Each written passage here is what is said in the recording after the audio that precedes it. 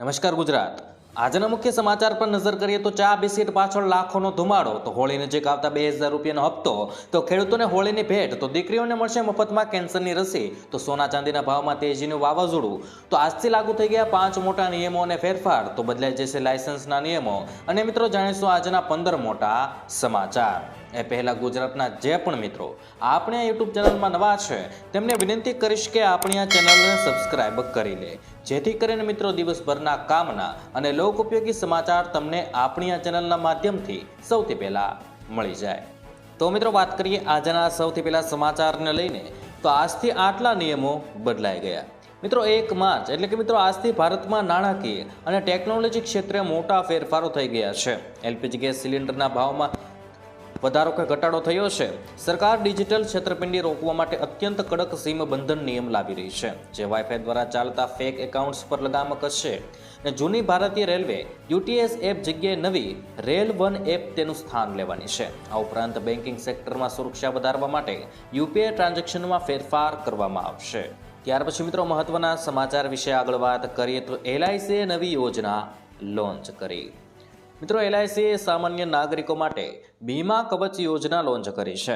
આ non link plan 100 વર્ષની વય સુધી ગેરંટીકૃત સુરક્ષા પ્રદાન કરશે. આ યોજનામાં ખાસ વધતી જતી વીમા રકમ વિકલ્પ છે, જે મોંઘવારી સામે રક્ષણ આપી શકે છે. મિત્રો 18 થી 65 વર્ષના વયના લોકો આ પોલિસીમાં જોડાઈ શકે છે, જેમાં 5, 10 અને 15 વર્ષ સુધી પ્રીમિયમ ચૂકવવાના વિવિધ વિકલ્પો ઉપલબ્ધ છે. ધૂમ્રપાન ન કરનારો માટે વિશેષ ડિસ્કાઉન્ટ પણ. ત્યાર પછી મિત્રો મહત્વના સમાચાર વિશે આગળ વાત કરીએ તો લોનના સાક્ષી બનતા પહેલા જાણી લેજો. મિત્રો ભારતમાં લાગણીઓમાં તણાઈને મિત્રો, સંબંધીઓ કે પરિચિતોની લોનમાં જામીન બનવું એ સામાન્ય વાત છે, પરંતુ હવે આમ કરવું તમને ભારે પડી શકે છે. સુપ્રીમ કોર્ટે લોન ગેરંટર અંગે એક ખૂબ જ કડક અને ઐતિહાસિક ચુકાદો આપ્યો છે, જે ગેરંટર બનનારાઓ માટે લાલ બત્તી સમાન કિસ્સો છે. સુપ્રીમ કોર્ટે ગુરુવારે ઇન્સોલ્વન્સી એન્ડ બેન્કરપ્ટીસ કોડ એટલે કે આઈબીસી હેઠળ સ્પષ્ટતા કરી છે કે જો કોઈ વ્યક્તિ લોન ચૂકવવામાં ડિફોલ્ટ કરે છે, એટલે કે મિત્રો હપ્તા નથી ભરતો, તો બેંક હવે મુખ્ય લેણદાર અને બાજુમાં રહેલા જામીન બંને સામે એક સાથે જ વસૂલાત કરવાની પ્રક્રિયા શરૂ કરશે. ભારતીય કરાર અધિનિયમની કલમ 128ના ટાંકીના કોર્ટે જણાવ્યું છે કે જેટલી જવાબદારી લોન લેનાર છે, બરાબર એટલી જ જવાબદારી તેમાં સહી કરનાર ગેરંટર એટલે કે જામીનની પણ બનતી હોય છે.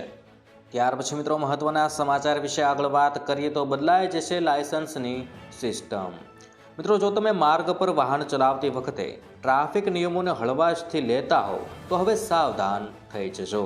ટ્રાફિક નિયમોનું ઉલ્લંઘન કરનારાઓ સામે હવે મોટી કાર્યવાહી કરવાની તૈયારીમાં આવી રહી છે. અને કેન્દ્ર સરકાર ટૂંક જ સમયમાં દેશમાં ડ્રાઇવિંગ લાયસન્સની આખી સિસ્ટમમાં બદલાવ કરવા જઈ રહી છે. કેન્દ્રીય મંત્રી નીતિન ગડકરીએ જાહેરાત કરી છે કે ભારતમાં ટૂંક જ સમયમાં ગ્રેડ આધારિત ડ્રાઇવિંગ લાયસન્સ સિસ્ટમ લાગુ કરવામાં આવશે.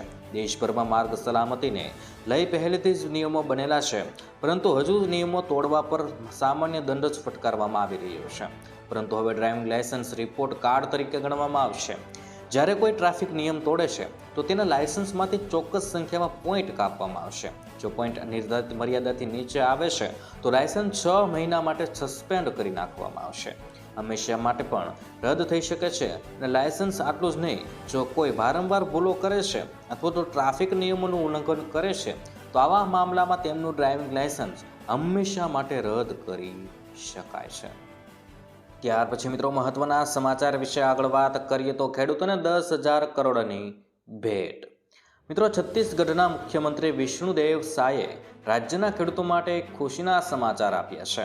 હોળીના તહેવાર પૂર્વે સરકાર કૃષિ ઉન્નતિ યોજના હેઠળ ડાંગરના ભાવના તફાવતની અંદાજે 10,000 કરોડ રૂપિયાથી વધુની રકમ ખેડૂતોના ખાતામાં સીધી ટ્રાન્સફર કરશે. મુખ્યમંત્રીએ જણાવ્યું હતું કે વડાપ્રધાન નરેન્દ્ર મોદી હંમેશા ખેડૂતોની ચિંતા કરે છે અને તેમની આવક વધારવા માટે સતત કાર્યરત છે. શું મિત્રો આવો નિર્ણય ગુજરાતની અંદર પણ લેવાવો જોઈએ કે નહીં, અમને કોમેન્ટ બોક્સમાં લખીને જણાવી દેજો. ત્યાર પછી મિત્રો મહત્વના સમાચાર વિશે આગળ વાત કરીએ તો ચા બિસ્કિટ પાછળ લાખોનો ધુમાડો. મિત્રો અમદાવાદ પ્લેન ક્રેશની દુર્ઘટના તમને યાદ જ હશે, અને આ ઘટનામાં થયેલા ખર્ચના લઈને વિવાદ ઊભો થઈ ગયો છે. અમદાવાદ મહાનગરપાલિકાએ 8 મહિનાના લાંબા સમય બાદ 16.74 લાખ રૂપિયાનું ચા નાસ્તાનું બિલ મંજૂર કર્યું છે. દાવો છે કે આ રકમમાંથી દૂધ, બિસ્કિટ અને પાણીની બોટલની વ્યવસ્થા કરવામાં આવી હતી, જેનો લાભ સ્ટાફ ઉપરાંત સેવાભાવી સંસ્થાઓને પણ મળ્યો હતો. મિત્રો, ગંભીર અકસ્માત સમયે નાસ્તા પાછળ થયેલો આટલો મોટો ખર્ચ ચર્ચાનો વિષય બની ગયો છે. ત્યાર પછી મિત્રો મહત્વના સમાચાર વિશે આગળ વાત કરીએ તો 18 દિવસ બેંકો બંધ રહેશે. મિત્રો, માર્ચ 2026ની શરૂઆત થઈ ગઈ છે, ત્યારે જો તમે માર્ચ મહિનામાં બેંક સાથે સંબંધિત કોઈ જરૂરી કામ પૂર્ણ કરવા માંગતા હો તો પહેલાં બેંકની રજાઓની યાદી પર એક નજર નાખી લેશો. મિત્રો, ઘણીવાર કામ કરવા માટે બેંકની બ્રાન્ચમાં જવું પડે છે, પરંતુ રજાઓ હોય તો તમારું કામ અટકી શકે છે. મિત્રો, રિઝર્વ બેંકની ઓફિશિયલ હોલિડે લિસ્ટ અનુસાર માર્ચ 2026માં અલગ અલગ રાજ્યોમાં કુલ 18 દિવસ બેંકો બંધ રહેવાની છે. ત્યાર પછી મિત્રો મહત્વના સમાચાર વિશે આગળ વાત કરીએ તો 1 એપ્રિલથી રોકડ વ્યવહાર બંધ થઈ જશે. મિત્રો, જો તમે વારંવાર રાષ્ટ્રીય ધોરીમાર્ગો એટલે કે નેશનલ હાઈવે પર મુસાફરી કરો છો તો આ સમાચાર તમારા માટે અત્યંત મહત્વના છે. National highway authority of India એટલે કે NHAI દેશભરના ટોલ પ્લાઝા પર રોકડ વ્યવહારને સંપૂર્ણપણે નાબૂદ કરવાની યોજના પર ગંભીરતાથી વિચાર કરી રહી છે. 1 એપ્રિલ 2024થી અમલમાં આવી શકે તેવી આ નવી વ્યવસ્થા હેઠળ મુસાફરોએ માત્ર ડિજિટલ માધ્યમથી જ ટોલ ફી ચૂકવવી પડશે. ત્યાર પછી મિત્રો મહત્વના સમાચાર વિશે આગળ વાત કરીએ તો હોળી ભેટ મફત ગેસ સિલિન્ડર. મિત્રો, તહેવારોની મોસમ પહેલાં દિલ્હીવાસીઓ માટે રાહતના સમાચાર આવ્યા છે.